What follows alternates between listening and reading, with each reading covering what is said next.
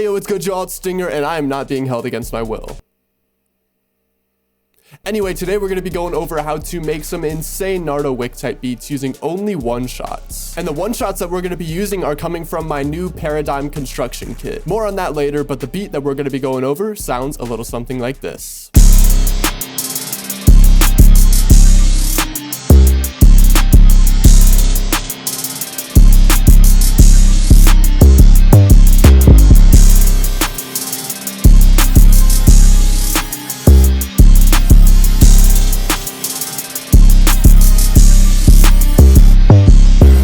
So as I said before, this melody is almost entirely made using my new Paradigm construction kit. And this kit is massive. It is my biggest kit that I've ever put out. It contains 50 hand-played live guitar phrases, as well as 70 one-shots that were either crafted in Serum, Omnisphere, or played live. Like for instance, these sounds were all recorded with live instruments.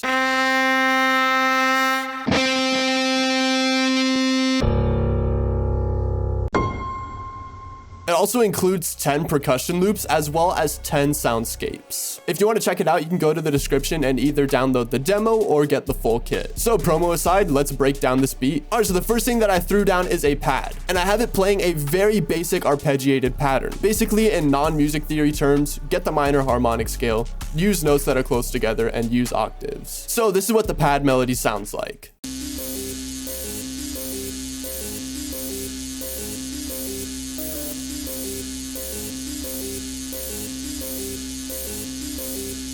The next thing that I threw down is a bell. I introduced the bell because the pad is very low on transients and I wanted to have a little bit of attack in the melody. And instead of having everything like this to where it chops once the next note is played, I decided to make the notes a little bit more long and drawn out, which will help us later in the melody when we reverse it and time stretch it and all this other stuff. But we'll get into that later. And this bell is just playing the exact same melody as the pad.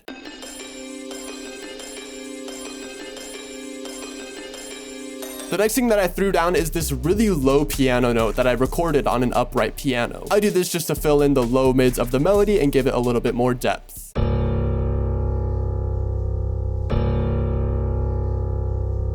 Now, this next step of creating the melody is where things get fun. What I did is I took that pad, the bell, and the piano, and I reversed the MIDI. And the way I did that is I selected everything and hit Alt-Y. And you'll see why this is important. So after I reversed the MIDI of all those melodic components, I then rendered them all out into one audio track. And on that audio track, I do 3 important things. Firstly, I reverse the entire melody. And you might think it's kind of counterintuitive to reverse the MIDI and then reverse it again so that it's just playing the original melody. But by reversing the MIDI, exporting it, and then reversing it again, there's a nice little reverse lead up into pretty much every single note.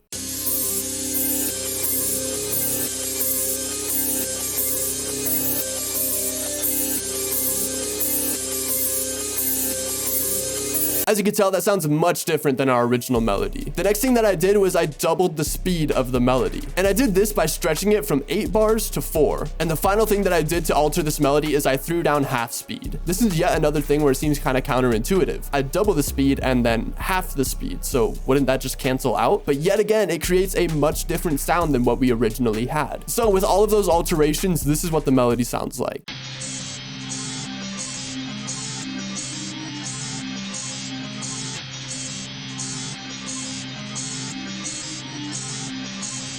As you can tell, that's a much different product than what we had originally. And while it sounds really sick on its own, it doesn't have a whole lot of character or depth. So I decided to add on a couple more melodic components. The first thing that I threw down was this synth lead. And what I absolutely love about using one-shots is that you could do glide notes. In most VSTs like Serum and Omnisphere, if you do slide notes in the piano roll, it just doesn't register. And by using these slide notes, you're opening a whole new avenue for like pitch bending and really creative sounds that you can make. And in this lead, yet again, I'm making use of those notes that are 1/2 step away from each other. So here we have C and C sharp, and right here it's a little bit less obvious, but we have G sharp and G. And then in between those notes, I just use little transitions to make the melody a little bit more complex. So this is what our lead sounds like.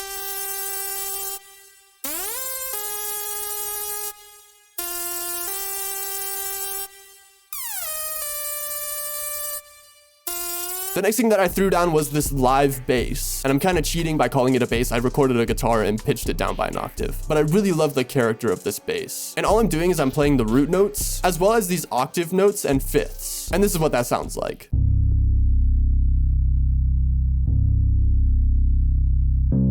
And the final melodic component that I threw down is this low octave piano. Now this is the only part of the melody that isn't a one-shot, and it's from Addictive Keys. I love introducing low octave pianos and beats like these because it makes them sound just like so much more sinister and deep. Pretty self-explanatory, but this is what it sounds like.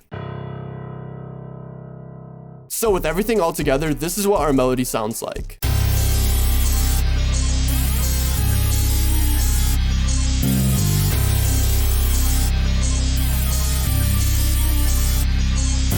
If you want to know how I mix my melodies, you could check out the video in the top right where I go over just that. So now that we're done with the melody, let's go over the drums. And for these drums, I use only 2 kits. The first kit that I used is my Hive Stash kit, which you can get for free in the description if you so please, but I only used a hi-hat from that kit. The more prominent kit that I used is Loop Legend's 2023 drum kit. Now this is not sponsored by Loop Legend at all, but he was kind enough to send me this kit and I have been in love with it. It's very quickly becoming one of my most used kits, especially for beats like this. So I heavily recommend checking him out in this kit. The first thing that I threw down for the drums is an 808. And for my Nardo Wick 808s, I like to keep them simple up until the end. And there are 2 things I like to do to spice up my 808s. First is to introduce some higher octave notes, and second is to introduce some triplets with rolls. This kind of throws the listener for a loop in terms of like the rhythmic cadence of the 808s. And these kind of beats tend to be super chaotic, so that's exactly what we want to go for. So this is what the 808 pattern sounds like.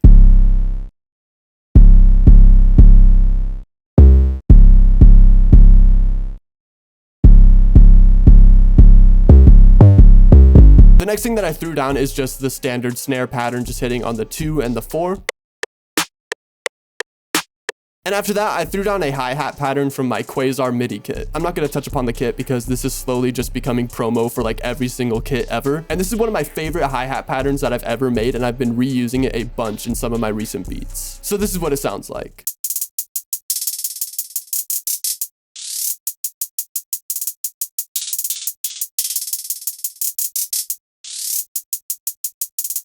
And lastly, I threw down 2 cymbals. The first is an open hat just hitting on the downbeats, and the second is this super subtle cymbal. So this is what the drums sound like all together.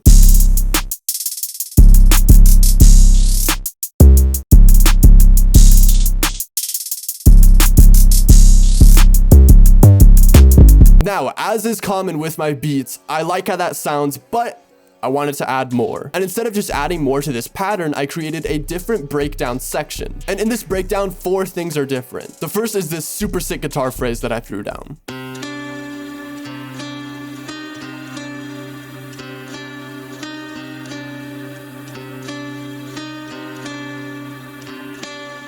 Throwing in some live instrument phrases is a great way to add some character to your beats and make them a little bit more interesting, which is why I love these guitar phrases. The next thing that I changed is I threw down a different 808, yet again coming from the Loop Legend 2023 drum kit.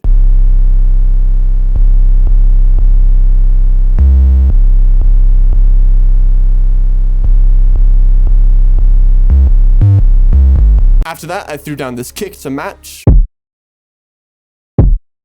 And finally, I introduced some reverse open hats that lead into the kicks. This really just emphasizes the impact of the kicks and makes the drums as a whole a little bit more interesting. So this is what that breakdown section sounds like.